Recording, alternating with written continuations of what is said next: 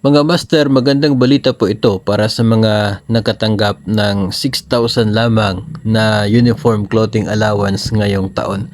Dahil lumabas na po itong budget circular number 2024-1. Kahapon po ito, no, April 4, 2024 yung release na date ng DBM.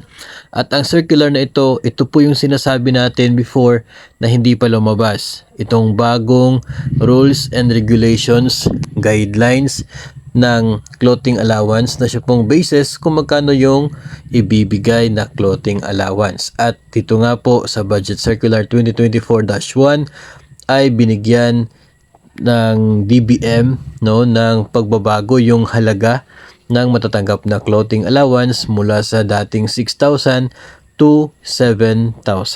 So yung mga agencies na nauna na po nag-release ng uniform clothing allowance sa halagang 6,000 ay pwede na po sila na mag-release ngayon ng 1,000 pesos na dagdag doon po sa uniform clothing allowance. Dahil nandito na po, no? Nandito na at lumabas na itong budget circular para doon sa 7,000 na uniform clothing allowance. So wala pong problema kung 7,000 yung natanggap po ninyo. Yung mga nakatanggap ng 6,000, deserve po ninyo yung 1,000 na kulang. Dahil 7,000 nga talaga naman itong uniform allowance as approved, no, doon po sa 2024 budget.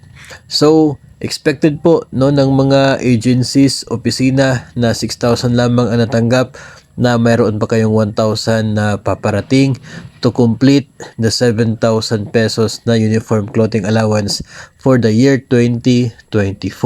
Sa budget circular din na ito, mga master, ay meron pong magandang balita para sa mga newly hired personnel na siya pong pag-uusapan natin sa atin pong susunod na episode.